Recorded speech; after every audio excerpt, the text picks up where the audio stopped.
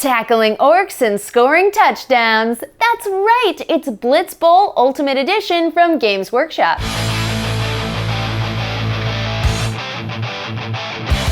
In this introduction to the punishingly popular Blood Bowl, players take on the role of coaches, each leading a team of minor league brutes and bullies in a bloody battle of gridiron glory. Over a series of turns, they'll take possession of the ball or balls, attempt daring challenges, block their opponents, and score touchdowns.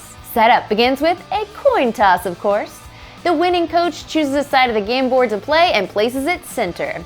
The game board contains a score track along the top side, a bounce chart, space indicators for challenge cards, and the game area, which is known as the pitch, divided into squares. Some sections of squares are outlined with a red border. These are blocked squares.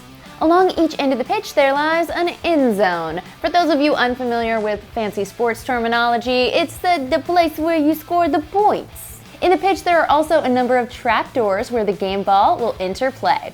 In our chosen pitch map for the first game, there's only one trapdoor. Assemble the miniatures following the instructions on pages 32 to 35 of the handbook. You may need clippers to pull them from their frames, but they're pushed to fit, so no need for glue.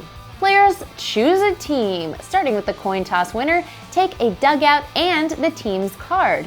Team cards have a team name, a listing of players including 3 linemen and 3 unique positions, their stat values for move, block, throw, and armor, a listing of abilities if any, and an emergency reserves value. Remember, the figures on the team are the players and the people playing the game are the coaches. Coaches set their score markers on the zero space of the score track and their team coin near the board. Next, shuffle up the challenge cards and set them challenge side up above the deck space of the board.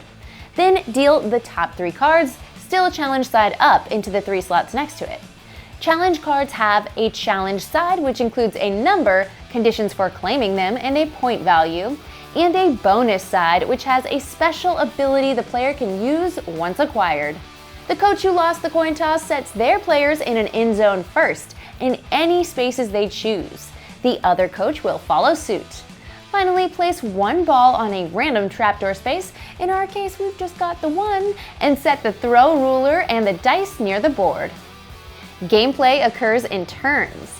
On a turn, the active coach will proceed through a pre-turn sequence, followed by 3 actions.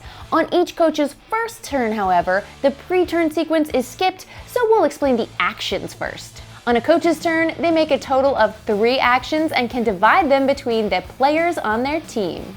A single player can make multiple actions in one turn, but they can't be the same actions. For instance, an orc blitzer can make a run action and a mark action on the same turn. The actions are run, mark, throw, block, sidestep, stand up, and reserves. In order to take any of these actions, the player must be in a certain status. There are 4 statuses a player can be in at any time. Open, which is a player who has no opponents in the 8 squares around them. These are the adjacent squares. Marked, a player standing next to an opponent who is not prone. Prone, a player who has fallen down or was put down. And in reserves, a player in the dugout. The actions listed below each status reflects the player's options. For instance, a prone player can only take the stand-up action, while an open player can run, mark, or throw. Let's look at each action.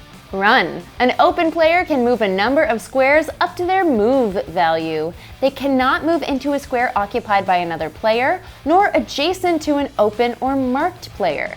They can move adjacent to prone players. When running, if the player moves into a space containing a ball, they automatically pick it up, which is known as gaining possession. A player in possession of a ball cannot gain another. Yes, there are multiple balls in Blitz Bowl. However, if a player in possession of a ball enters a space with another ball, or if a ball is moved to them, the ball will bounce. When a ball bounces, roll an 8-sided die and place the ball in an adjacent space based on the bounce chart on the top right of the board. If the space is off the board or in an obstructed area, it moves to the next clockwise open space. If the space is occupied by a prone or marked player, it bounces again. If the space is occupied by an open player, they take possession. Mark. An open player may move up to 2 squares as if they were running, but they are allowed to end movement adjacent to an open or marked opponent. Both players are now considered marked. Throw. An open player with a ball can make a throw action to pass a ball to another player on their team. The receiving player must be within range and not prone, obviously. Use the throw ruler to determine range. Starting from the receiver, if the throwing teammate is within the black section, it's a short throw. The red section, a long throw. Any obstructions touching the throw ruler don't stop the throw, but may make it harder. The thrower will now make a throw check. Let's talk about checks in general real quick. Whenever a player needs to make a check, they roll a 6-sided die and compare the result to the player's applicable value.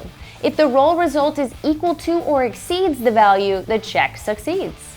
Some game effects modify roll results, but they can never be modified by more than plus or minus 1.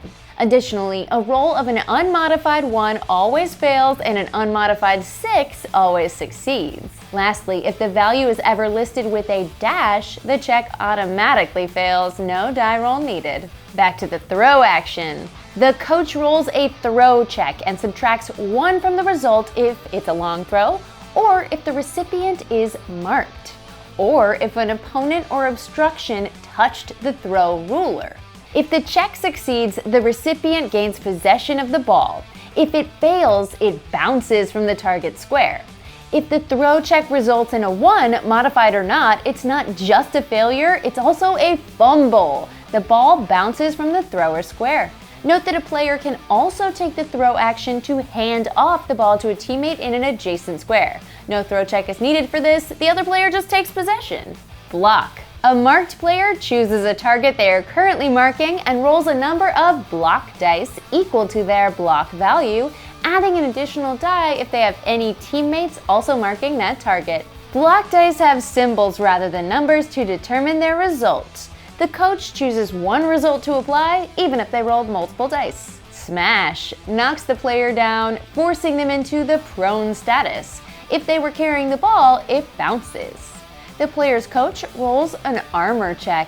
If it fails, they are injured. Send them to the dugout and they now have the reserve status. Crunch is the same as smash, but the armor check is rolled with a -1 to the result. Shove pushes the target 1 square directly away from the blocking player, if possible, and the blocker may then move into the target's old square if they wish. If an obstruction, wall, or occupied space blocks that push, then the target is instead knocked down. Tackle knocks the target down, and the blocking player cannot take more actions this turn. Miss means the target is unaffected. The player making the block action can't take more actions this turn. Sidestep. A marked player can move 1 square provided it changes their status to open. If they move onto a space with a ball, that ball bounces. You can only pick it up off the ground while you're using the run action. Stand up. A prone player can stand up and is either now open or marked depending on the position of the other players. Reserves. A reserves player can be placed onto an open space without a ball in their end zone with this action. And those are the actions. Between each action on their turn, the active coach has the option to claim 1 challenge card from the spaces 1, 2, or 3 above the board, provided they fulfill its requirements. They take the card into their hand with the bonus side facing them and take the points earned on the score track. A player must discard down to a maximum of 3 bonus cards from their hand at the end of their turn. Also, if a player manages to claim all 3 active challenge cards on their turn, remember they can claim 1 after each action, then they earn a clean sweep, gaining 2 bonus points. One important note, the first player on their first turn cannot claim challenges. Starting on the second player's first turn, they can be claimed. Now that you know most of what occurs on a turn, let's go back and look at the pre-turn sequence players go through, starting on the second round of turns. First, they refresh the challenge cards above the board. Then, if no ball is in play, not on the pitch, a new one will enter through a random trapdoor space. If a player is standing on the space, they are immediately injured. I mean, don't stand in front of the chute, you dorky orky. Finally, the player checks for emergency reserves. If the number of reserves players in a team's dugout is equal to or greater than the team's emergency reserves value, they may take one free reserves action before taking the 3 actions for their turn. And that's the flow of gameplay. Turns continue with players running on the pitch, passing the ball, and scoring touchdowns. Yeah, the main point of the game. Though coaches gain points for challenge cards, the big points come from touchdowns. If an open player ends their action in the opponent's end zone with the ball, they score 4 points. The player is moved to the dugout and is now a reserves player. The game can end in one of 2 ways. There's the sudden death victory. At the start of a coach's turn, if their score is 10 or more points ahead of their opponent, they win the game automatically. Or a points victory. If the last challenge card of the deck is dealt into one of the active slots, each team has 1 more turn before the game ends. Then they tally points and the player with the highest score wins. And that's the basics of Blitz Bowl Ultimate Edition.